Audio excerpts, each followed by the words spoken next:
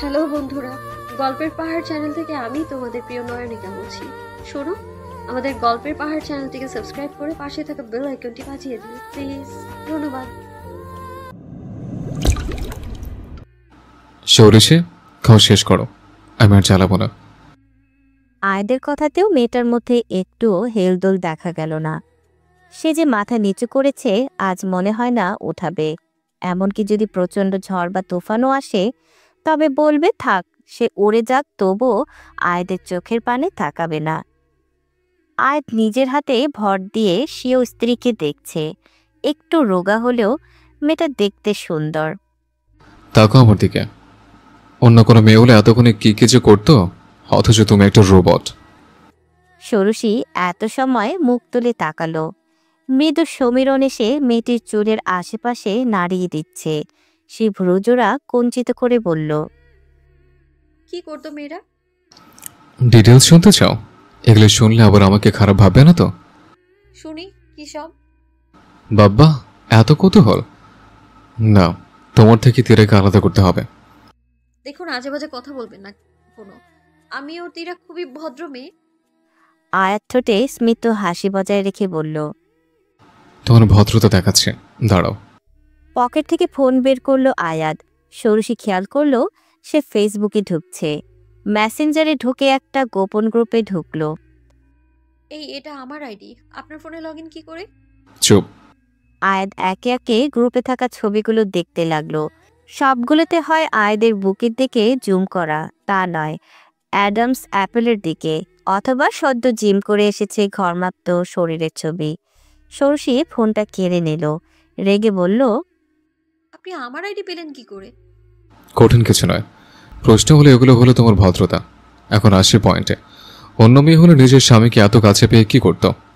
আমি শুনতে চাই না, চাই না, চাই না। আরে পাগল, শোনো তো, ঢঙ্কি। ষোড়শী শুনল না। শক্ত করে কানে হাত চেপে রাখল। আয়াত বুঝতে পারল মেয়েটার মধ্যে কোনো একটা দ্বন্দ্ব চলছে। সে হেসে উঠল। দাঁড়িয়ে ফোনটা সামনে থেকে উঠিয়ে পকেটে রাখল। একটু ঝুঁকে বলল, ব্রাউনিটা শেষ করো, আর এত রাত অবধি পড়তে হবে না। যদি সমস্যা হয় আমাকে কল দিও, কেমন? ষোড়শী ধীরভাবে মাথা নাড়ল। পুরুষটি তার চুলগুলো হাত দ্বারা এলোমেলো করে চলে গেল। মেয়েটা দীর্ঘশ্বাস ছাড়ল, কারণ সে আয়াতকে এখনো বুঝতে পারছে না। যদি বুঝতো তবে সত্যি আজকে তাকে অধিকার খাটাতে দিত। কিন্তু সে যখন বুঝতে পারছে না তখন কিসের আশা করবে ভবিষ্যতের? সে নিজের খেয়ালে ছিল। তখন রুমে কারো উপস্থিতি টের পেল। দুম করে তীরা বিছানাতে বসে বলল, আমার ভাইয়ের সাথে তো ভালো রোমান্টিক সম্পর্ক তোর, তাহলে কেন বলিস যে ভাইয়া তোকে দেখতে পারে না? রুমে দরজা দিয়ে এত সময় কি করে যাচ্ছিলি? ভাবছিলাম কি কিভাবে তোকে বিয়ে দেওয়া যায়। ফালতু কথা বলে কথা ঘুরাবি না। যেভাবে দুজন একে অপরের সাথে মেলামেশা করছিস, কবে যে মায়ের কাছে ধরা খাবি? চাচি জানলে কি হবে?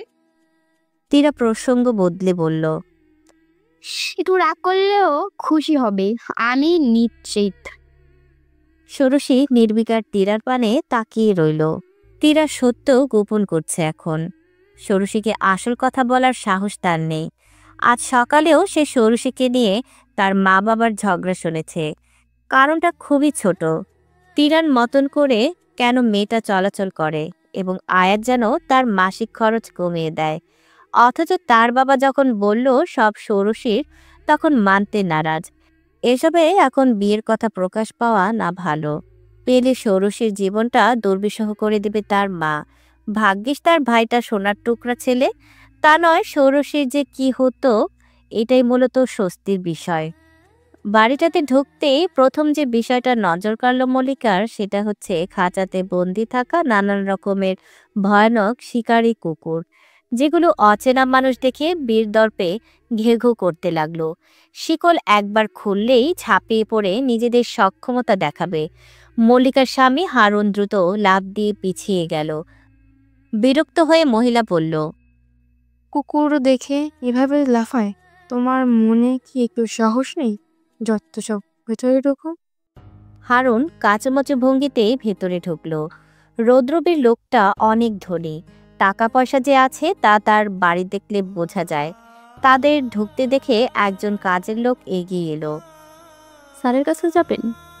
হ্যাঁ, এদিকে আসেন। লোকটা তাদের দীর্ঘ করিডোর অতিক্রম করে একটা রুমের সামনে নিয়ে এলো। দরজাতে নক করতেই ভেতর থেকে রৌদ্রবীরের কণ্ঠ শোনা গেল। পুরো রুমটা লাল রঙের আলোতে উদ্ভাসিত হয়ে আছে। মল্লিকার একটু গা ছমছম করল।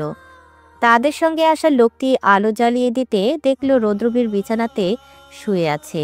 ঠিক তার পাশে অল্প বয়সী একটা মেয়ে ঠিক বিড়ালের মতন ঘুমিয়ে আছে। এখান থেকে অনুমান করা যায় মেয়েটা খুব রোগা। রৌদ্রবীর তাদের সামনে ডিভান দেখিয়ে বসতে বলল। ষোড়শীর পরীক্ষা শুরু হবে সামনের মাস থেকে। এখন আমাকে বলো, ওকে কি আমার কাছে এনে দিতে পারবে? সম্ভব না, কারণ 24 ঘন্টা আয়ার সাথে থাকে। আয়াত আর কি করবে? হামিদের মতন দিব গলার মধ্যে চালিয়ে? মল্লিকার গা কাঁপুনি দিয়ে উঠল। সে ধীরভাবে বলল, তাকে নাম মারলেও পারতেন। কি বললে?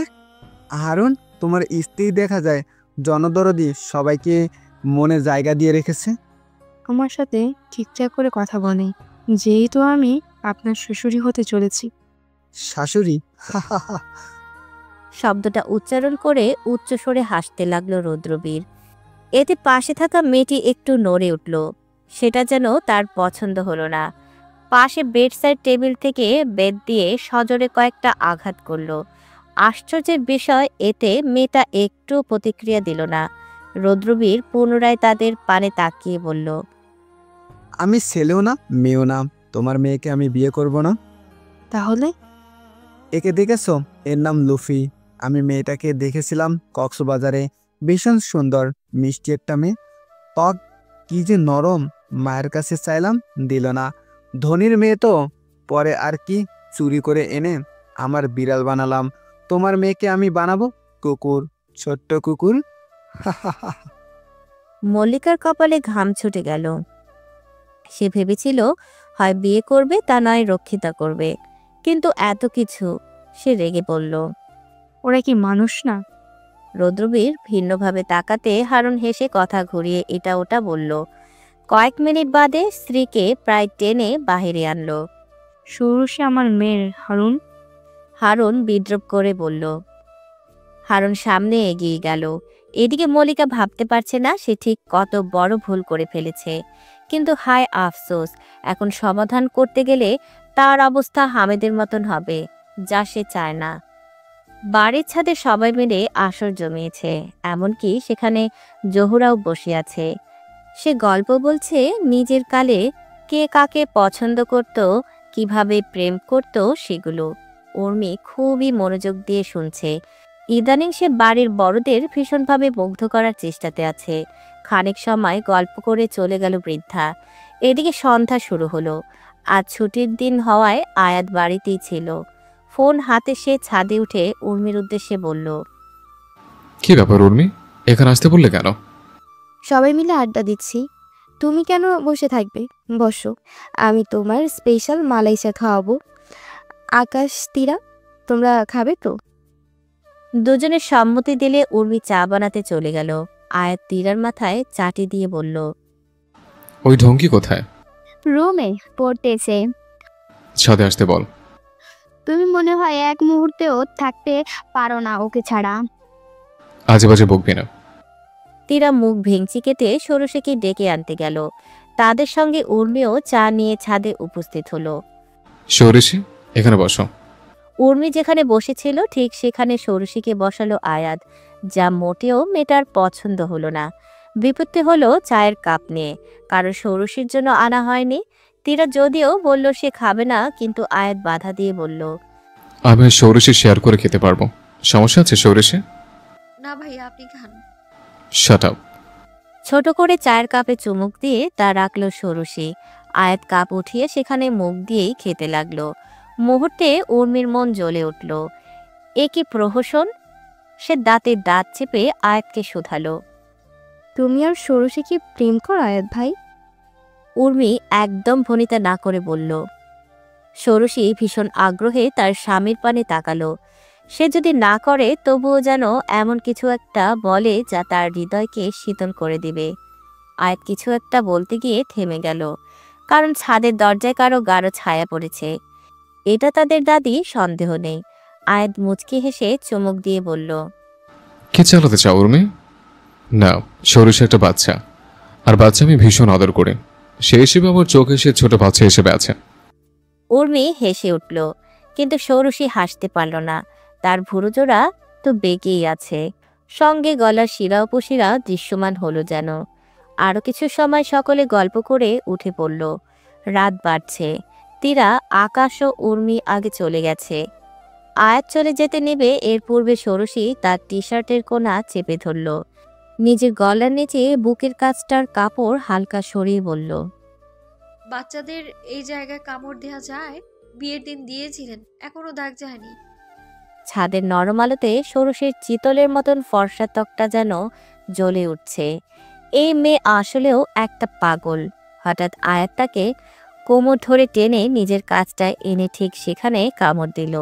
ষোড়শী আদরের সুরে উহু করে উঠতেই আয়াত তার ঠোঁট চেপে ধরে বলল, ভুলে এমন কোনো শব্দ করবে না যে আমার বারবার শুনতে মন চাইবে, অনেকভাবে জানতে মন চাইবে। তাহলে? আয়াত কাছে টেনে বলল। তাহলে তীরার কাছে আর ঘুমোতে দিব না, একদম না। ষোড়শী রেগে বলল, ভালোবাসেন না তাও চান কেন? আর যাই হোক, তোমার মতন না যে ডিভোর্সের জন্য শেষ হয়ে যাচ্ছে। ছাড়েন, কি কামড় দিলেন, জ্বলে যাচ্ছে আমার। আয়াত সম্মোহন হলো যেন। ডান হাতে বৃদ্ধা আঙুল দ্বারা মেয়েটার সেই জায়গাটাতে স্পর্শ করল। দাঁতের ছোঁয়ায় ত্বকটা ঈষৎ খাঁচকাটা ভাবে ফুলে আছে। ষোড়শী কাঁপতে কাঁপতে বলল, আয়াত ভাই। চুপ, অসভ্য মেয়ে। কোথায় কি রাখতে হয় তাও জানে না। সরিষে।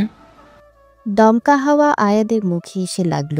হুট করে চোখ খুলতেই সর্বপ্রথম অন্ধকার দেখতে পেল সে। ভীষণ খারাপ স্বপ্ন দেখেছে সে। হৃৎপিণ্ডের গতির ওঠানামা বৃদ্ধি পেয়েছে। ডান হাতটা বুকে রেখে নিজেকে ধাতস্থ করার চেষ্টা করল। মন যখন কিছুটা ভালো হলো, তখন উঠে বসে সর্বপ্রথম বিছানার একপাশে অনাদরে রাখা ল্যাপটপটির পানে তাকালো। সেটা অন করতেই রুদ্রবীরকে নিয়ে একটা ফাইল ওপেন হলো। মানুষটা ভয়ঙ্কর। অন্তত আয়াদের মস্তিষ্কে এই কথাই ঘটছে। যে ইনফরমেশন কালেক্ট করেছে সে খুব বেশি না দিতে পারলেও অন্তত এটা জানিয়েছে যে রুদ্রবীরের বিজনেস পার্টনারের মধ্যে অনেকের অল্প বয়সী মেয়েগুলো মিসিং হয়েছে বিগত বছরগুলোতে। তাদের মধ্যে হারানোর 10 মাসের মাথায় একটা মেয়েকে অবশ্য খুঁজে পাওয়া গেছিল। অদ্ভুতভাবে মৎস্যকন্যার মতন শরীর আর বেশভূষা ছিল।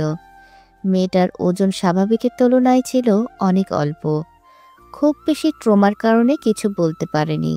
অসুস্থ থাকার 7 দিনের মাথায় একটা হিংস্র কুকুরের আক্রমণে মারা যায়। তবে যতদিন বেঁচে ছিল একটা মাছের মতন শুধু পানিতে গিয়ে থাকত, খেতেও সেরকম। এই কেসে যদিও রুদ্রবীরের নাম কোথাও নেই, তবে ইনফরমার এবং আয়াতকে বলা রুদ্রবীরের কথাগুলো থেকে সংযোগ অনুমান করা যায়। মানুষটা একজন সাইকোপ্যাথ। অন্তত এ ধরনের মানুষ নিজের ফ্যাটিস পূরণ করার জন্য যা খুশি তাই করতে পারে।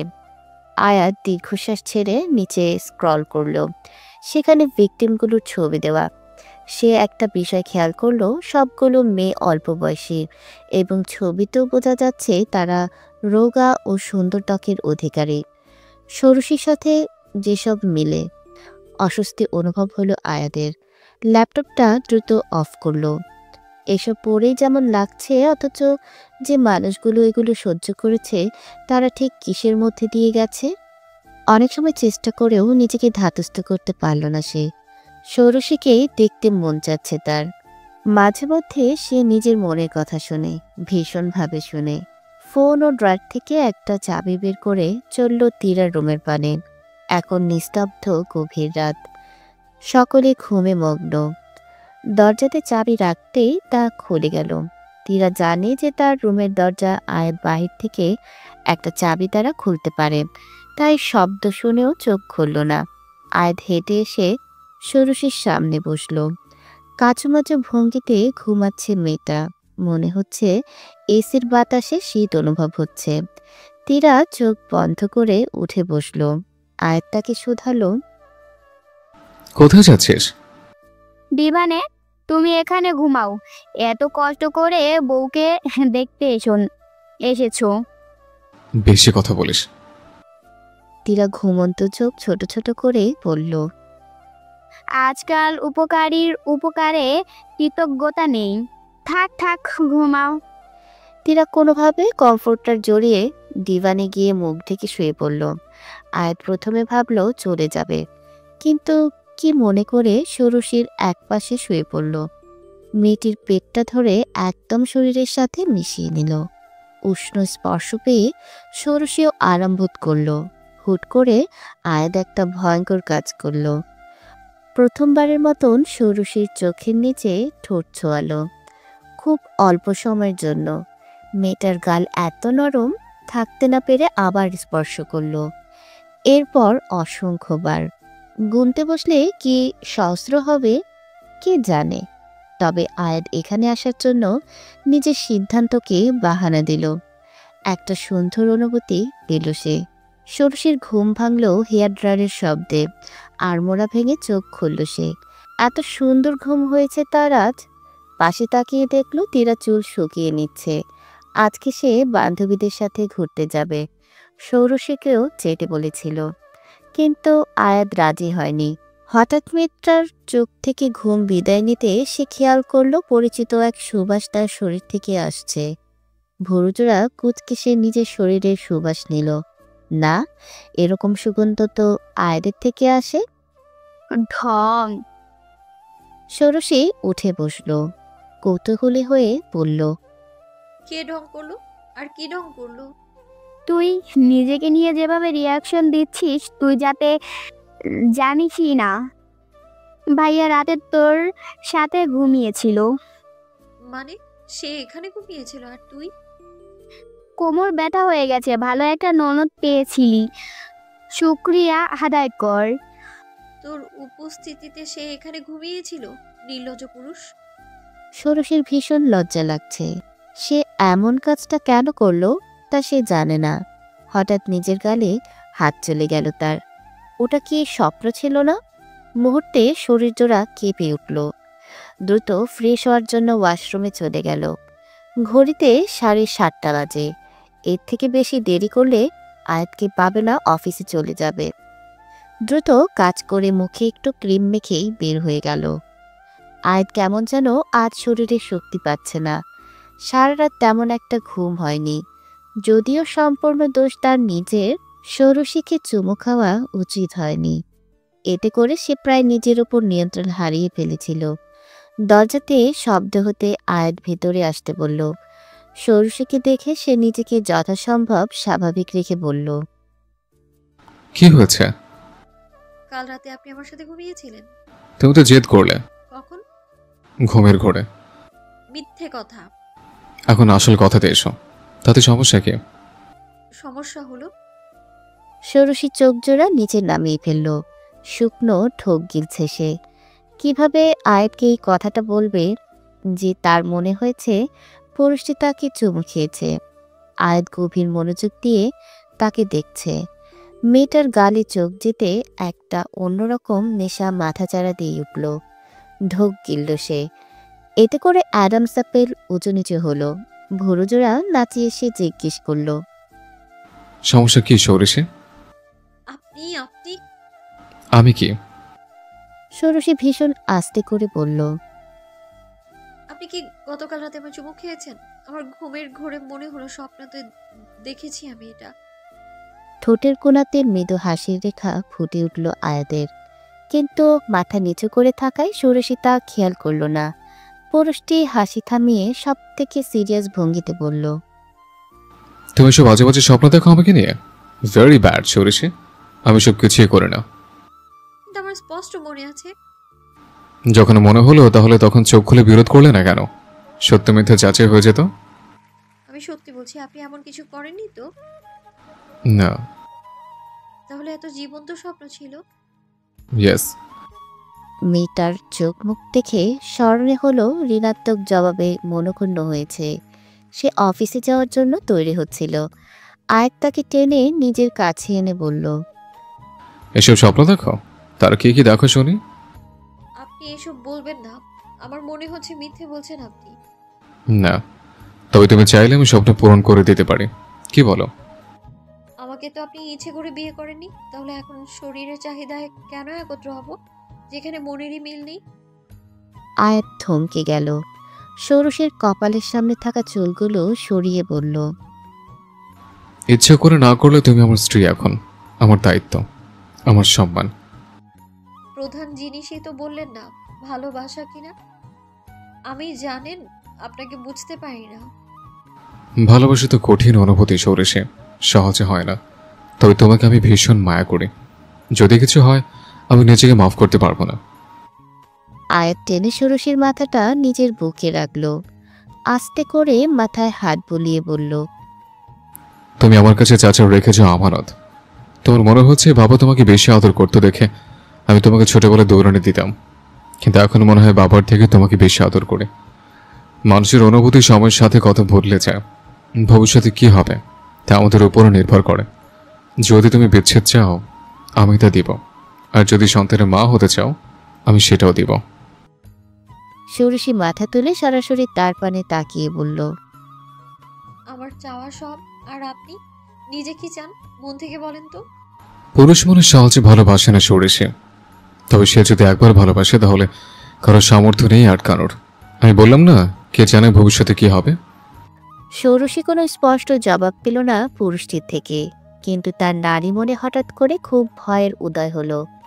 সে তো নিজেই জানে ভবিষ্যতে কখনো হয়তো এই মানুষটাকে ছাড়তে হতে পারে, অথবা এমন হলো রুদ্রবীর তাকে চুরি করে নিয়ে গেল, এরপর এমনভাবে বন্দি করলো যেখানে কোনো আলো পৌঁছাবে না, কোনো মুক্তি নেই।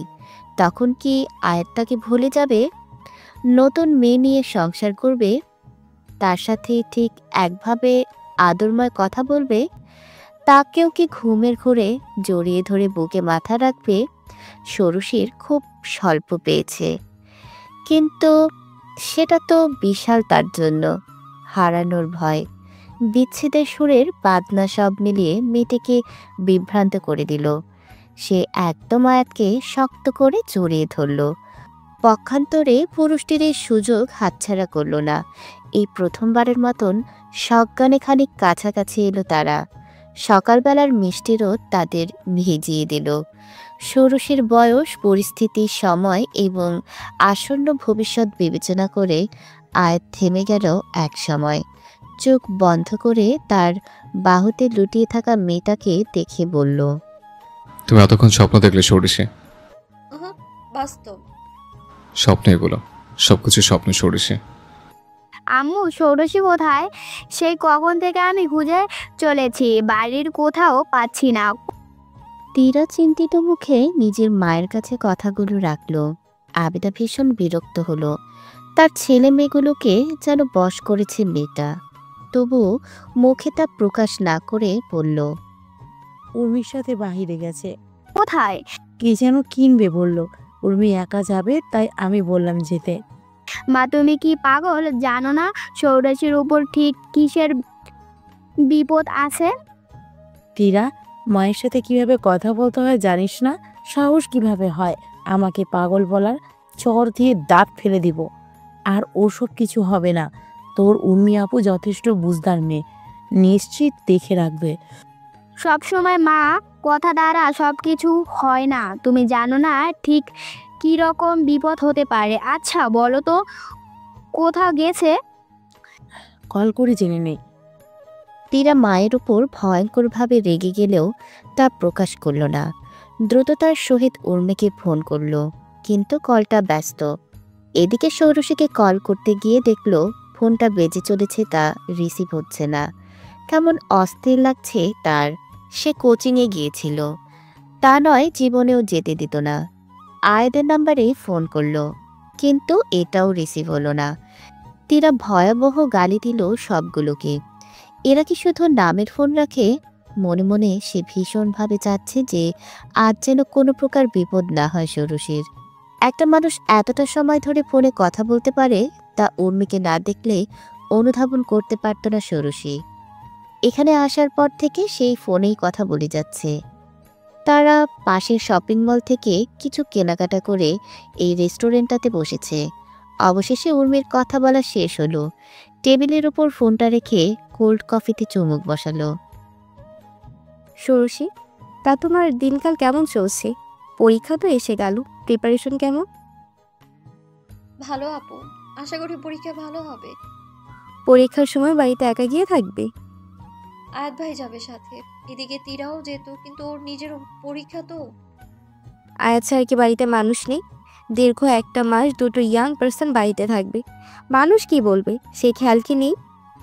ষোড়শীর হাতখানা থেমে গেল। সে নিচু ভঙ্গিতে মাথা রেখে বসে রইল। উর্মির কথার ধরনে সে অর্থটা বুঝলেও কিছু বলল না, কারণ মেয়েটা তো এখনও আশাতে আছে যে আয়াত তার স্বামী হবে। কিন্তু এখন তো ষোড়শী মানুষটার স্ত্রী, তার মনের সঙ্গী, তার কামনার সঙ্গী। তবে ভালোবাসার বৃহৎ বড় প্রশ্ন থেকে যায়, আয়াত যদি কখনো তাকে ছেড়ে উর্মিকে গ্রহণ করে তাহলে ষোড়শী বাধা দিবে না। দাদি যাবে সাথে। তাহলে ঠিক আছে, পরীক্ষার পর কোথায় ভর্তি হবে? যদি দূরের কোথাও চান্স পাও? আয়াত ভাই পড়াবে না, তিনি না করে দিয়েছেন। নিজের জীবন এভাবে অন্যের উপর ছেড়ে দিও না। আমার তো অভিভাবক নেই, তারাই আমার অভিভাবক। দুনিয়া এখনো চিনতে পারিনি আমি। উর্মি একটু লজ্জা পেয়ে কথা ঘুরিয়ে নিল। ষোড়শী যদিও এতে মন টিকল না, মানুষের কাছ থেকে সে শুধু শুনেই যাচ্ছে। হঠাৎ উর্মির ফোনে আরও একটা কল এলো। সে কথা বলতে বলতে উঠে গেল বাহিরে। ষোড়শী চুপচাপ বসে খেতে লাগলো। একবার তার মনে হলো রেস্টুরেন্ট ধীরে ধীরে ফাঁকা হচ্ছে। যদিও আগেও খুব বেশি মানুষ ছিল না। হঠাৎ মাথা উঠিয়ে দেখল কেউ নেই। এদিকে উর্মিও ফিরছে না। সে তড়িঘড়ি করে উঠে দাঁড়ালো। ফোনটা যে কেন আনলো না? পদ্মমালা? একটা অতীব পরিচিত ডাক শুনে শিউরে উঠল ষোড়শী। পেছন ফিরে তাকানোর সাহস পেল না। অনবরত কাঁদছে সে। একটা বিশাল শরীরের ছায়া তাকে গ্রাস করে নিল মুহূর্তে। ঘাড়ের উপর হাত রেখে কানের কাছে ফিসফিস করে বলল, তোমাকে আমি নিতে এসেছি, আমার কাছে যাবে? ষোড়শী সর্বোচ্চ শক্তিতে রৌদ্রবীরকে ধাক্কা দিয়ে সরিয়ে দিল। আশেপাশের ওয়েটাররা বিষয়টা দেখেও এদিকে তাকালো না। আমাকে স্পর্শ করার সাহসও দেখাবেন না। এমন করছো কেন? আমি তোমাকে নিতে এসেছি একটা স্বপ্নের দুনিয়াতে, যেখানে তুমি হবে একটা ছোট্ট প্রাণী, সাদা রঙের, নরম নরম। উফ! ওয়েটারদের দিকে ষোড়শী অবাক হয়ে তাকাচ্ছে। আশ্চর্য রকম আচরণ তাদের। কি আশা করেছো ওদের থেকে? তারা আসবে না, কারণ ওদের আমি কিনে নিয়েছি। জানো তো, টাকা দেখলে কুড়ির পুতুল না আছে, যেমনটা তোমার মান আছে। তবে মল্লিকার দরকার হলো না। আমি কাকতালীয়ভাবে আজ তোমাকে পেলাম। সারাদিন তো আয়াস ছেলেটা কড়া নজরে রাখে, মাঝে মধ্যে মন চায়। তার চুলও বাঁকা করতে পারবেন না আপনি। নিজের সময় গুনতে থাকেন। আমার সাথে আপনি যে অন্যায় করেছেন এর প্রতিশোধ আমি একদিন নিব। ইস, বড্ড সিনেমার ডায়লগ। রৌদ্রবীর বিদ্রুপ মাখা সুরে হাসতে লাগলো। তার চোখের কোণাগুলো আশ্চর্যভাবে এখন সংকুচিত হয়ে গেছে। এ দেখতে সুশ্রী হলে কি হবে? ভয়াবহ একজন মানুষ। ষোড়শীর ভীষণ ঘৃণা হলো। একতলা থুতু মাটিতে পেলে হিজড়া বলে গাল দিল। সঙ্গে সঙ্গে রুদ্রবীরের হাসি বন্ধ হয়ে গেল। সে চোখ দুটো দিয়ে নির্বিকার তাকিয়ে রইল কিছুক্ষণ। এরপর এমন জোরে ষোড়শীকে চর দিল যে সে মেঝেতে পড়ে গেল। মাথাটা ঝিমঝিম করে উঠল। চোখে ঘোলা দেখা শুরু করছে সে। আমার দাসী হয়ে আমার সাথে তর্ক করলে তা আমার পছন্দ হয় না। এই চটটা মনে রেখো। সন্ধ্যা অবধি এখানে থাকবে, অন্ধকার হলে তোমাকে আমি নিয়ে যাব। ষোড়শীর উর্মির কথা মনে হলো। সে কোথায়? তবে কি সত্যি রুদ্রবীরের সঙ্গে তার যেতে হবে? আয়াত, তীরা, দাদি, চাচা আর কাউকে সে কখনো দেখতে পাবে না। এহেন সময় ফায়ার অ্যালার্ম বেজে উঠল। মুহূর্তে পুরো জায়গাটি ধোঁয়াতে ভরে গেল। রৌদ্রবীর চিল্লিয়ে কাউকে ডাকতে লাগলো, কিন্তু ষোড়শীর সেসব খেয়াল হলো না। কোনো একটা হাত তাকে একদম টেনে নিয়ে যাচ্ছে কোথাও। ধোয়ার জন্য সে তেমন কিছু চোখে দেখতে পাচ্ছে না। শুধু খেয়াল করলো রান্নাঘরে ভয়াবহ আগুন ধরেছে। ষোড়শীর চোখের সামনে যখন সব পরিষ্কার হলো, তখন ইতিমধ্যে সে রাস্তায়।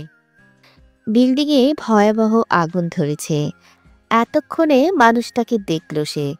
তাদের যে খাবার সার্ভ করে দিচ্ছিল সেই মধ্যবয়স্ক ওয়েটারটা, যে চলে যেতে যেতে শুধু বলল, সবাই টাকার কাছে বিক্রি হয় না।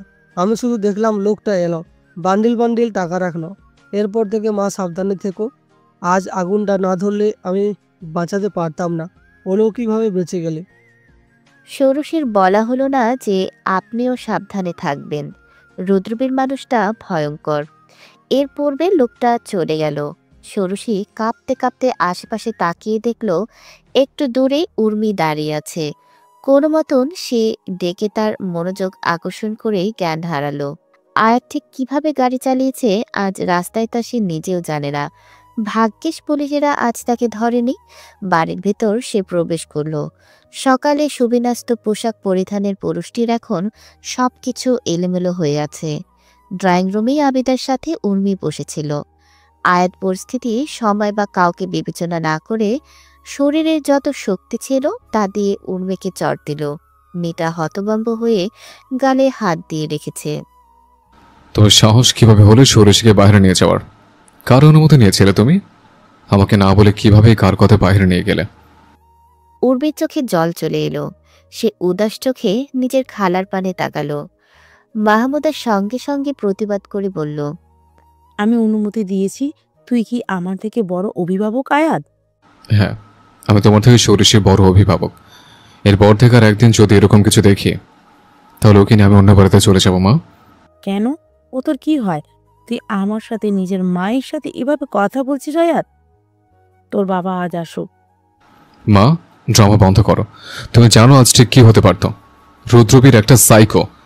আমি পুলিশদের যা বিশ্বাস করাতে পারছি না। আর যদি আগুনটা না লাগতো? আয়াত আর ভাবতে চায় না। দ্রুত সে ছুটল তীরার রুম পানে। উর্মির খুব আঘাত লাগলো মনে। সে নিজের রুমে দৌড়ে চলে গেল। পেছন থেকে মাহমুদা ডাকলেও শুনল না। ষোড়শী বালিশে মাথা দিয়ে চোখ বন্ধ করে শুয়ে আছে। হঠাৎ খেয়াল করলো কেউ দরজা বন্ধ করছে। নাকে এসে লাগা কলনের সুবাস বলে দিচ্ছে মানুষটা কে, যাকে সে কখনো দেখতে পাবে না বলে ভয় পেয়েছিল। দুম করে চোখ খুলল সে। এক বিধ্বস্ত পুরুষ দাঁড়িয়ে আছে। এলোমেলো শার্ট পরনে, ঢেউ খেলে আছে চুলগুলোতে। ষোড়শীর কি হলো? সে এগিয়ে গিয়ে একদম জড়িয়ে ধরল। আয়াদের বুকে অজস্র চুমু এঁকে দিয়ে বলল, আমি আপনাকে হারাতে পারবো না আয়াত, কখনোই না। বিনিময়ে পুরুষটি ষোড়শীকে জড়িয়ে ধরল। শান্তভাবে মাথায় হাত বুলিয়ে বলল, রুদ্রবী তোমাকে চড় দিয়েছে? হ্যাঁ। ভয় নেই, আমি এর প্রতিশোধ ইতিমধ্যে নিয়ে নিয়েছি। ষোড়শী আর আয়াত ভাইয়ের কি সম্পর্ক মা? আমাকে চর দিয়েছে, কত বড় সাহস! আমাকে এক্ষুনি নিতে আসুক, এক্ষুনি। উর্মি কেঁদে কেটে অস্থির হয়ে যাচ্ছে বোধহয়। তার মা রিক্তা বিরক্ত হলো। ঈশ্বর ধমকে বলল, ছেলে মেয়ে একসাথে থাকলে তাদের মধ্যে তো সম্পর্ক হবেই। তুই বসেছিলি এতদিন, এখন তো ভুগতে হবেই। ওইদিকে ষোড়শীর বাবা ওর জন্য কিছু রেখে যায়নি, তাহলে আয়াতকে হাত করার সব থেকে সহজ মাধ্যম না হেসে খেলে জীবন অবিবাহিত করার। কিন্তু আমি জানতাম আয়াত ভাই এমন না। এ তো ব্যক্তিত্ববান। ব্যক্তিত্বের গেল হাব নেই। আমি আমি কি করবো আম্মু? তাকে সাথে নিয়ে আমি ভবিষ্যৎ ভেবেছি। আমাকে খালামণি ছোটবেলা থেকে আশা দিয়ে এসেছে যে আমি তার ছেলের বউ হব। আমার কোনো কিছুর কম আসছে। আমি আমি এখন কি করব? কান্না করতে করতে উর্মি মেঝেতে বসে পড়ল। মেয়ের জন্য রিক্তার খুব খারাপ লাগছে। সে দীর্ঘশ্বাস ফেলে পড়ল, আপার সাথে আমার কথা হয়েছে, আমরা কিছু না কিছু পথ বের করে ফেলবো। নিজেও একটু শুদ্র যা। সারাদিন এখন আলাদর আশেপাশে থাকবি আর কাঁদবি না। কেঁদে জীবনে কি পাওয়া যায়? উর্মি কিছু বলল না, কিন্তু তার মন বলছে কোনোভাবেও আর আয়াদের থেকে ষোড়শীকে আলাদা করা যাবে না। তাদের মধ্যকার বন্ধনকে সে গভীরভাবে উপলব্ধি করতে পেরেছে। ফোনটা রাখতে সে মেঝেতে বসে পড়ল, বিছানাতে মাথা ঠেকিয়ে ইচ্ছে মতন কাঁদল, যদি মনের ভেতর চলতে থাকা ঝড় কিছুটা কমে যায়। জানালার বাহিরে খুব করে একটা প্যাঁচা ডেকে চলেছে। রাতের বেলায় এহেন ডাকটা শরীর হিম করে দেয়। সারাদিনে চলতে থাকা ধকল এখনো ষোড়শী সামলাতে পারেনি। ওদিকে আয়াত ফ্রেশ হতে গিয়েছে। মানুষটা সারাদিন ব্যস্ত ছিল, তবে যত কষ্ট হোক ষোড়শীকে সময় দিতে ভোলে না। তীরা খেয়াল করল গভীর ভাবনায় মগ্ন ষোড়শী। ভুরু কুচকি শুধালো, কি ভাবছিস? না তেমন কিছু না। ষোড়শী কিছু না বললেও তার মনে একটা প্রশ্ন চক্রাকারে ঘুরপাক খাচ্ছে। আয়াত বলল সে নাকি কোনো একটা প্রতিশোধ নিয়ে নিয়েছে রুদ্রবীরের থেকে, কিন্তু তা কি? প্রশ্ন করলেও জবাব মেলেনি। ছোটবেলা থেকে তার ধারণা ক্ষমতা অনেক বেশি প্রখর। হুট করে আয়াতকে নিয়ে মন কেমন করছে। দরজায় শব্দ হতেই খেয়াল করলো আয়াত ফিরে এসেছে। হাতে প্লেট ভর্তি খাবার। টি টেবিলে রাখতেই চিল্লানোর শব্দ শোনা গেল। আয়াত চমকে বলল, মায়ের গলা না? হ্যাঁ, কি হলো আবার? সঙ্গে সঙ্গে আয়াত দৌড়ে চলল মাহমুদার রুমের পানে, কিন্তু সেখানে কেউ নেই। ওয়াশরুম থেকে আর্তনাদ শোনা যাচ্ছে। আয়াত দরজায় শব্দ করতে করতে ডাকলো, মা, মা, কি হয়েছে? দরজা খোলো মা। কিছুক্ষণ কোনো সাড়া শব্দ পাওয়া গেল না। আয়াত দরজা ভাঙতে যাবে এর আগে মাহমুদা খুলে দিল। পানিতে পুরো শরীর ভিজে আছে, কপালের দিকটা ঈষৎ ফুলেছে। পা পিছলে পড়ে গেছি, আমার পা মনে হয় শেষ। দ্রুত মাহমুদাকে ধরে সোফায় বসালো আয়াত। পা হাত দিতেই আর্তনাদ করল মহিলা। ওখানে ধরিস না, পা ভেঙে গেছে মনে হয়। আয়াত হাত বুলিয়ে বলল, চলো এক্ষুনি ডাক্তার কাছে চলো। না, আমি কোথাও যাব না। আর তোর কি এখানে? আমার সাথে কি? আমার খেয়াল না করলেও চলবে। শেষের কথাটা ষোড়শীর পানে তাকিয়ে বলল। মেয়েটা দরজায় একদম মিশে দাঁড়িয়ে আছে। বোঝা যাচ্ছে চেহারাতে খুব ক্লান্তি ভাব। মাহমুদা বিলাপ করে কাঁদতে লাগলো। এহেন সময় সালে বাড়িতে এসেছে। সব শুনে যতই নিজের স্ত্রীকে হাসপাতালে নিতে চায়, যায় না। রাতের বেলা প্রেশারও বেড়ে গেল ভীষণ। অজ্ঞতা আয়াত মায়ের কাছে মাফ চেয়ে নিল। সালেহ যদিও বুঝতে পারল এসবের মধ্যে মাহমুদার সত্যিকারের ব্যথা কতটা, কিন্তু স্ত্রীর প্রতি সে কখনো অবিচার করে না। মাহমুদা রাতের বেলা আয়াদের হাতে ভাত খেলো, ওষুধ খেলো। ছেলেটা মায়ের পায়ে মালিশও করে দিল। এক দণ্ডও ছেলেকে কোথাও যেতে দিল না। মাতৃসেবাতে নিমগ্ন থাকলেও আয়াদের মন পড়ে রইল স্ত্রীর নিকট, যে ভীষণ জ্বরে ভুগছে। আয়াদের খুব মন চাচ্ছে মেয়েটাকে বুকের ভেতর ঢুকিয়ে রাখতে। এমনিতে হারানোর ভয় করছিল আজ সে, অথচ এক দণ্ডও দেখতে পাচ্ছে না অবধি। ভেতর থেকে দীর্ঘশ্বাস ফেলল সে। রুদ্রবীর প্রচণ্ড ক্ষোভ নিয়ে নিউজের পানে তাকিয়ে আছে, যেখানে একের পর এক নিউজ হচ্ছে ভ্যাকসিন কেলেঙ্কারি নাম দিয়ে। দেশের সব থেকে বড় ওষুধ কোম্পানির নামে একটা মেল লিক হয়েছে। গত 4 মাস আগে আশ্চর্যভাবে 63 জন শিশু দেশের বিভিন্ন জায়গায় মৃত্যুবরণ করেছিল। সেটা যে কোম্পানি ছিল তৎক্ষণাৎ তাকে কেউ দোষারোপ না করলেও এখন সব কেউ লিক করেছে। এখানে রুদ্রবীরের অনেকগুলো শেয়ার ছিল। ওষুধ কোম্পানির উপর ব্যান লাগবে অবশ্যই। এটা তার জন্য ভয়ানক ক্ষতির বিষয়। রাগে গা কাঁপছে তার। ইতিমধ্যে গ্রেফতার হয়েছে 3 জন। হুট করে এভাবে এক সন্ধ্যার মধ্যে এত বড় কিছু কিভাবে হলো? স্যার, অ্যাসিস্ট্যান্টের পানে তাকালো রুদ্রবীর। ঠান্ডা স্বরে বলল, এর পিছনে কে আছে জানতে পেরেছো? না, এখনো খোঁজ পাইনি। তবে স্যার, আরও একটা বিষয় আছে। আপনার কেনা শেয়ারগুলো মার্কেটে অনেক বাজেভাবে পড়ে গেছে। প্রায় 75% ঘাটতি ঘটেছে। হোয়াট? কি যাতা বলছো? এইসব সম্ভব কিভাবে? আমার মনে হচ্ছে জোকার আপনার পিছনে পড়েছে। জোকার? ওই যে সেই গুজবটা। কোনো একটা দল আছে যারা হ্যাকিংয়ে খুব ভালো এবং কয়েক ঘন্টার মধ্যে স্ক্যাম করে যে কোনো কোম্পানিতে দেউলিয়া করে দিতে পারে। হ্যাঁ, আমি তাদের কথা বলছি। কিন্তু আমার পিছনে পড়বে কেন? আমাকে বলো, আমি তাদের কি ক্ষতি করতে পারি? স্ক্যামাররা এই নীতিতে চলে না স্যার। জানেন কি না, মিডল ইস্টে বড় ধরনের স্ক্যাম হয়েছে কয়েকদিন আগে, 4 বিলিয়নের তেল নিয়ে। তখন থেকে এই দলটা নিয়ে বেশ চর্চা। এদের উত্থান বাংলাদেশেই। আপনি কয়েকদিন ধরে ব্যবসাতে খুব উন্নতি করেছিলেন, তাতে আমার মনে হয়। রুদ্রবীর বিরক্ত হয়ে বলল, গাল গল্প করো না তো। আমি নিশ্চিত কেউ বেইমানি করছে আমার সাথে। এইসব জোকার কিছু না। জি স্যার। রুদ্রবীরের সামনে থেকে চলে গেল লোকটা। এমনিতে তার এই রুমের ভেতর ঢুকলে ভীষণ ভয় করে। তাদের ছাড়াও একটা মানুষ ছিল, ছোট একটা মেয়ে, যে পাখির মতন রুমের এক কোণাতে বসেছিল। এত চোখের সামনে ভয়ঙ্কর কিছু হলে কি স্বাভাবিক থাকা যায়? পুরো কক্ষ নির্জন হতে রুদ্রবীরের মাথায় জোকার শব্দটা চলতে লাগলো। আসলেও কি এমন কেউ আছে? থাকলে সে কে? বাংলাদেশের মতন একটা দেশে এত বড় স্ক্যামার রয়েছে, অথচ ঘুণাক্ষরে কেউ কিছু বুঝতে পারছে না। অদ্ভুত। এত বড় ছেলেকে নিজের কাছে ঘুমানোর জন্য বাধ্য করা দেখে সালে ভীষণ রেগে ঘুমিয়েছে। তাতে অবশ্য মাহমুদার কিছু যায় আসে না। সে আরামে নিশ্চিন্তে আয়াত কোথাও যাবে না সে ওয়াদা নিয়ে ঘুমাচ্ছে। ছেলেটা মাথা টেবিলে ঠেকিয়ে শুয়ে আছে। হুট করে কারো হাতের স্পর্শ পেল। মাথা উঠিয়ে দেখল বাবা দাঁড়িয়ে আছে। ষোড়শীর কাছে যাও, ওর জ্বর।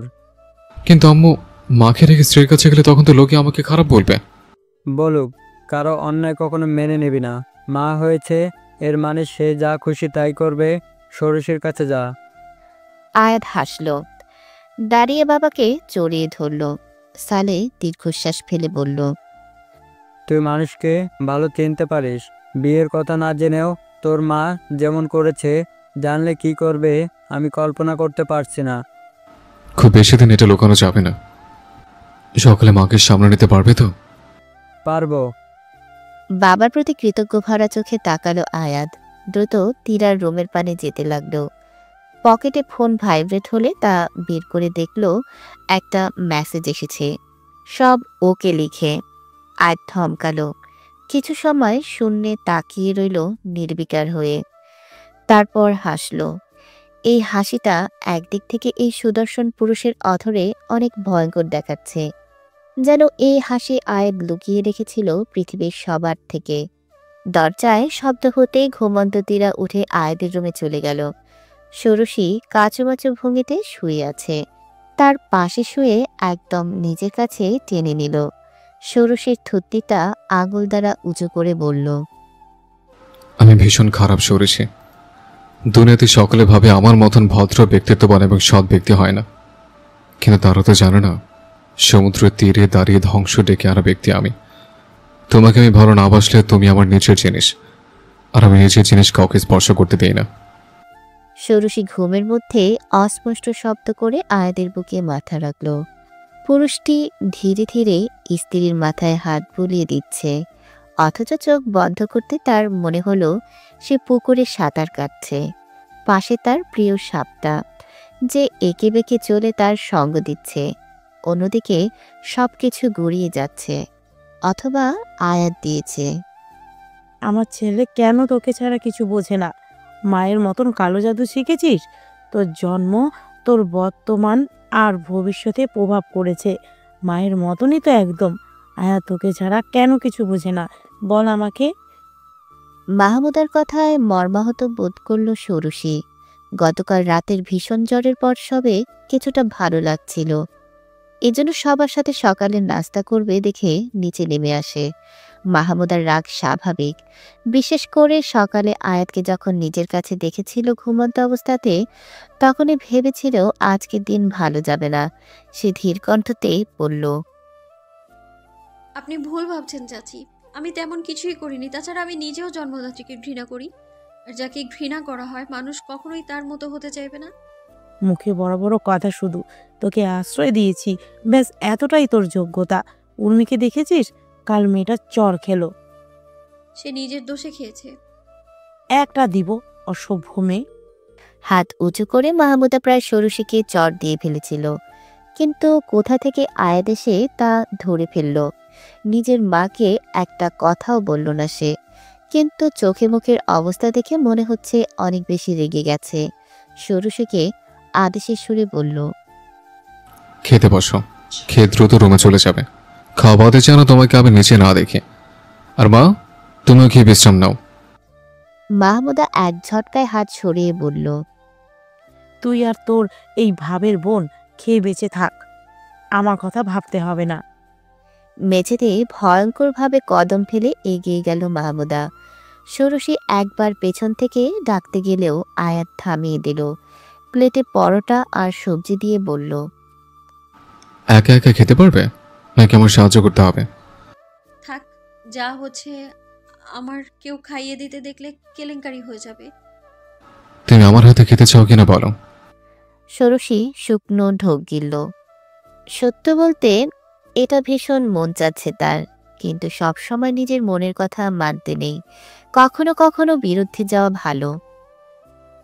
আমি একাই খাই প্লিজ। ওকে। একটু একটু করে পরোটা ভেঙে ষোড়শী মুখে দিতে লাগলো। আয়াত নিজের ম্যাকবুকে কিছু একটা করছে, এখনো খাবার নেয়নি। ষোড়শী নিজের প্লেট থেকে নিয়ে মুখের সামনে ধরতেই খেয়ে নিল। আপনি সারাদিন এত কি করেন? কাল চাচা বলেছিল আপনার অফিসের পরেও দীর্ঘক্ষণ আপনি থাকেন। কি করতে? পুরুষ মানুষের কত ধরনের কাজ থাকে, সব কি শুনতে হয়? কিন্তু পুরুষটা তো আমার স্বামী, শুনবো না কেন? আয়াদের অধৈর্যগোল বিস্তৃত হলো। প্রথমবারের মতন ষোড়শী অধিকারবোধ দেখিয়েছে। সে কি এর বিনিময়ে একটা চুমু খেয়ে নেবে? থাক, সেটা অন্য সময়ের জন্য তোলা থাক। ষোড়শী হঠাৎ শুধালো, চাচি আমায় এত ঘৃণা কেন করেন? আপনি বা আমাকে এত ঘৃণা করতেন কেন? সেটার জবাব তুমি জানো। তোমার মা মল্লিকা আম্মুকে গ্রামে থাকতে খুব জ্বালিয়েছে। কথায় কথায় দোষী বানানো, ফাঁসিয়ে দেওয়া, দাদা বাবার বকা খাওয়ানো। মায়ের চেহারা তখন খুব খারাপ হয়ে গেছিল। মল্লিকা নামের নারীটাও খুব হাসাহাসি করত। মায়ের সাথে তাল মিলিয়ে তুমিও তখন হাসতে। যদিও বাচ্চা ছিলে, কিন্তু ভালো মতো বোঝার ক্ষমতা ছিল নিশ্চয়। তাই মা তার উপর গিয়ে তোমাকে প্রায়োরিটি দেওয়া কোশ্চিন কালে পছন্দ করবে না। আমার সেজন্য খুব শক্ত কিছু বলতেও মন চায় না। ষোড়শী ঠোঁট কামড়ে ধরল। আয়াত যা বলেছে সবগুলো সত্য। তাকে মল্লিকা বলেছিল এটাতে নাকি সে খুশি হয়। তখন ষোড়শীর দুনিয়া ছিল তার মা। আর কারো দুনিয়া খারাপ হয় নাকি? এরপর একদিন দুনিয়া ভাঙল। সব থেকে ভালো একজন মানুষ তারা এলো জীবনে। ষোড়শী মনে মনে ঠিক করলো সে মাহমুদার কাছে ক্ষমা চেয়ে নেবে। কিন্তু আয়াত? সরি, আমি তখন কিছু বুঝতাম না। এখন তো বলছো, একটা ওয়াদা করে ষোড়শী। আয়াত সরাসরি ষোড়শীর মুখের পানে তাকালো। মেয়েটা সুন্দরী, অথবা তার দৃষ্টিতে মারাত্মক সুন্দরী। আয়াত ঠোঁট পানে তাকালো। আজ সকালে সে এখানে কামড়ে দিয়েছিল। জায়গাটি ঈষৎ রক্তিম হয়ে আছে। সে মেয়েটার গালে হাত রেখে বলল, আমাদের যখন সন্তান হবে তাকে এতটা শিক্ষা দিবে যে সে যেন কারো চেহারা বা বাহ্যিক পরিস্থিতি নিয়ে মজা না করে। আপনি আমার কাছ থেকে সন্তান নেবেন? সেটা কি স্বাভাবিক নয়? তুমি আমার স্ত্রী, আর যতই বেয়াদব হও, আমি দ্বিতীয় বিয়ে করছি না। না, তোমার কথায় ডিভোর্স দেব। ষোড়শীর মনটা ফুলে ফুলে ভরে গেল। এটা কি পুরুষটার মনের কথা নাকি সত্য বলছে? সে মাথা দিয়ে ধনাত্মক জবাব দিয়ে বলল, তাহলে আপনি ওয়াদা করেন কখনো অন্যায় কিছু করবেন না। আমাদের সন্তানকে আমরা বেস্ট শিক্ষা দেব, ঠিক আছে? আয়াত কিছু সময়ের জন্য থমকালো। হঠাৎ বুকের ভেতর কেমন করে উঠল তার। যদি অন্যায় কিছু করে? আমার বিশ্বাস আপনি কখনো অন্যায় করবেন না। এত বিশ্বাস করো আমাকে? অনেক। বিশাল একটা ভবনের সামনে কালো রঙের গাড়িটা এসে থামল। এখন মধ্যরাত। গেটের কাছে থাকা কুকুরগুলো ঘেউ করে উঠল। গাড়ি থেকে অবয়বটা নামতেই মালিকের পরিচিত সুবাস পেয়ে চুপ করে গেল। অবয়বটি এগিয়ে গিয়ে হিংস্র জন্তুগুলোর মাথায় হাত বুলিয়ে ভেতরে ঢুকে গেল। বিশাল করিডোরের মধ্যে তার পদচিহ্ন যেন এঁকে দিচ্ছে কোনো প্রাচীন কবিতা। একটা বিশাল দরজার সামনে দাঁড়িয়ে কোড দিতেই তা খুলে গেল। ভেতরে কয়েকজন ছেলে বসা, সকলে স্ক্রিনের সামনে এক মনোযোগে তাকিয়ে আছে। হঠাৎ সেখান থেকে একজন মুখ সরিয়ে বলল, এ সময় তুমি এখানে আয়াত? তোমার বাড়ির লোকজন তো পাগল হয়ে যাবে। আয়াত কথার প্রেক্ষিতে কোনো প্রকার শব্দ করল না। সে ভীষণ ক্লান্ত, অথবা একটা বিষয় সারাদিন ধরে তাকে চালিয়ে যাচ্ছে। তোমার কাজ করো। আয়াত রুম থেকে বের হয়ে দোতলার রুমের দিকে এগিয়ে যেতে লাগলো। এই বিশাল বাড়িটা তার নিজের। এই তো মাস দুয়েক হবে সে কিনেছে। এরপর নিজের মতন করে ডিজাইন করে নিয়েছে। এই বাড়ির কথা কেউ জানে না, এমনকি তার আয়ের উৎসের ব্যাপারেও না। আয়াত ছোটবেলা থেকে সচ্ছল পরিবারে জন্ম নিলেও আড়ালে তার জীবনটা সত্যিকারের সুলতানের মতন। আর সে কে? হাসতে হাসতে ধ্বংস করা এক জোগাড়। দরজা খুলে গেল। আয়াত ঢুকতেই রুমে থাকা স্বয়ংক্রিয় যন্ত্রটি কথা বলে তাকে স্বাগতম জানালো। কিন্তু সেসব সে শুনল না। বিছানাতে উপর হয়ে শুয়ে পড়ল। চোখ বন্ধ করতেই ষোড়শীর মুখটা ভেসে উঠল। জীবনের কোনো এক সময় মেয়েটাকে তার সব জানাতে হবে, কিন্তু এত বড় সত্যর স্রোত বয়ে নেওয়ার মতন শক্তি ষোড়শীর আছে? যদি ছেড়ে চলে যায়? আয়াদের মন বলে উঠল, ছেড়ে চলে গেলে কি? সে তো আর ষোড়শীকে ভালোবাসে না। আবার আরেক মন বিরোধ করল, সত্যি কি সে ওই মেয়েটাকে ছাড়া থাকতে পারবে? চোখ বন্ধ করলে মুখটা ভেসে ওঠে। নাকে এখনো মেইলি সুবাস। আজ যখন চুমু খায় তখন লজ্জায় কুকড়ে থাকে। সে খুব করে চায় তাদের প্রথম মিলন এখানে হোক, সবার নির্জনে, শুধু সে আর ষোড়শী। এসব স্বপ্ন ভেঙে যাবে এক পলকে। মেয়েরা তো টাকার লোভে হয়, ষোড়শীও বোধ হয় তাই হবে।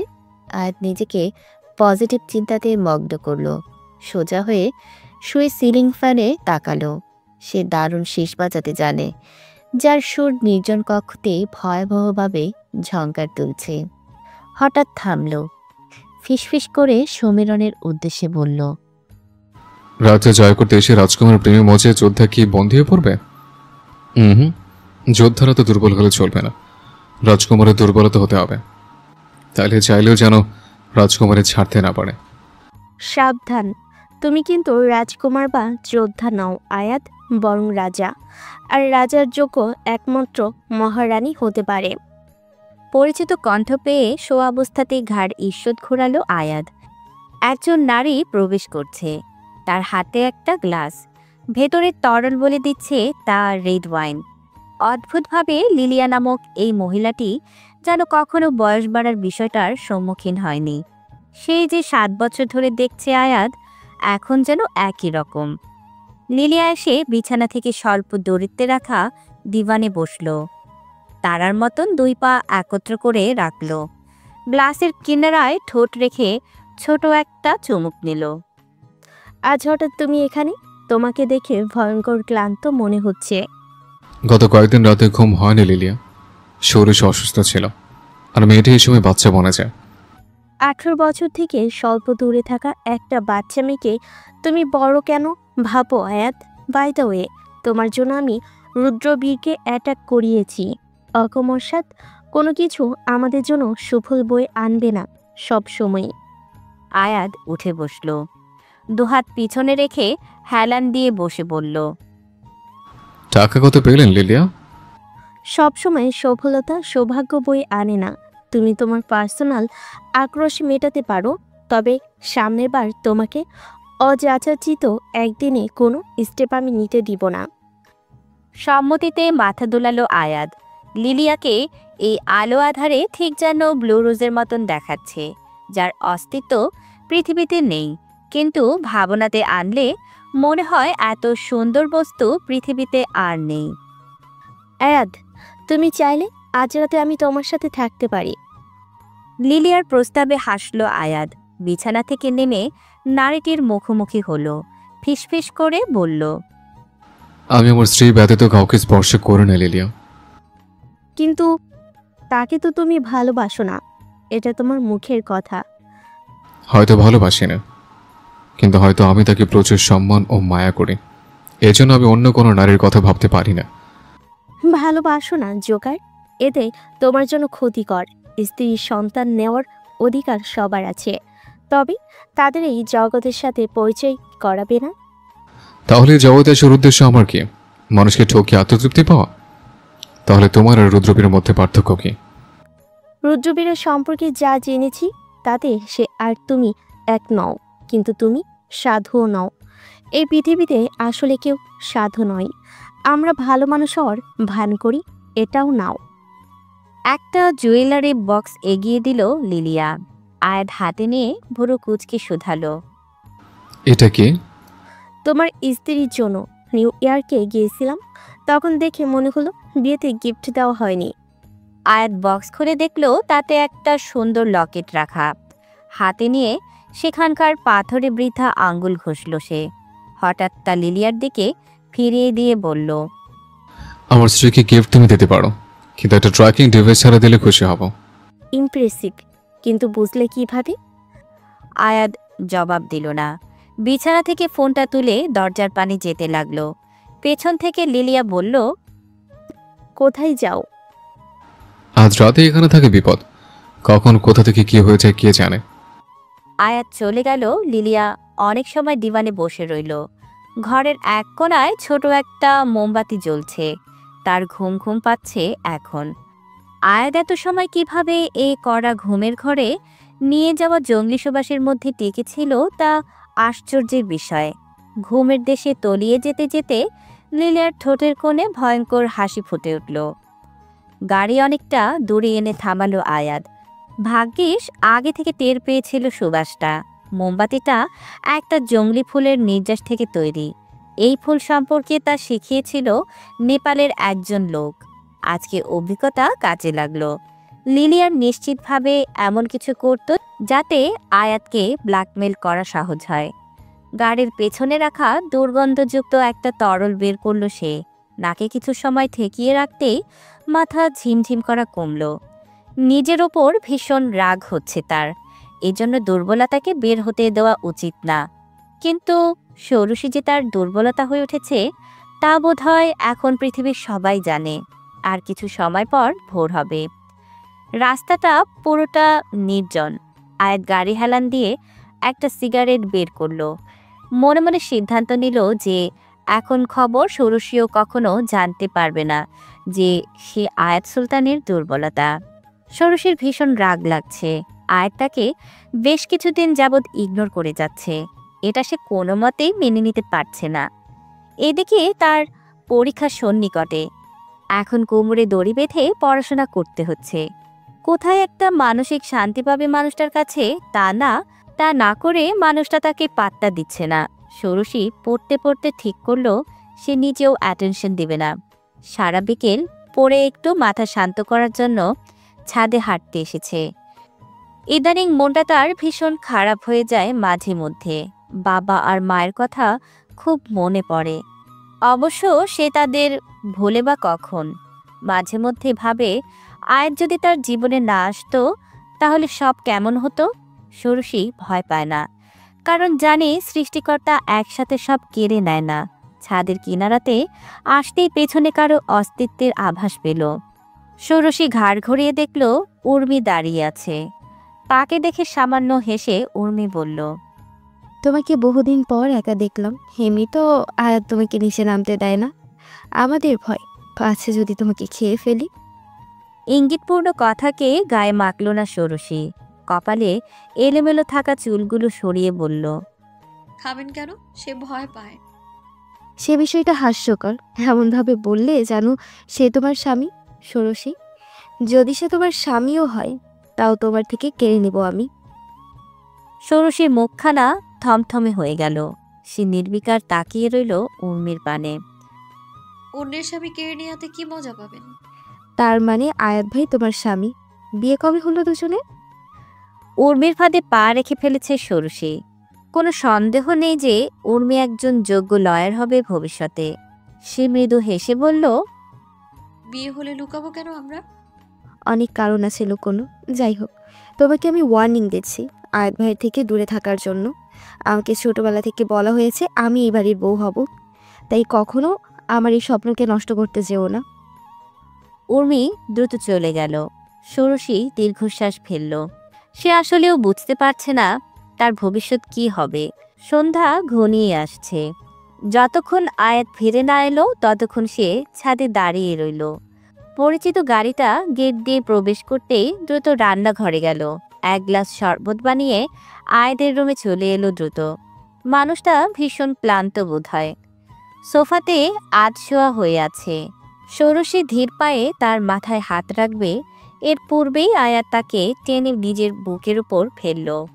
মুখের সামনে আসা চুলগুলো সরিয়ে দিতে দিতে বলল, গল্পটা কেমন হলো সবাই কমেন্টে জানাবেন কিন্তু। আর পরবর্তী গল্পের জন্য অপেক্ষা করবেন, খুব তাড়াতাড়ি আসবে নতুন কোনো গল্প। এই অবধি আমাদের পাশেই থাকবেন। ধন্যবাদ।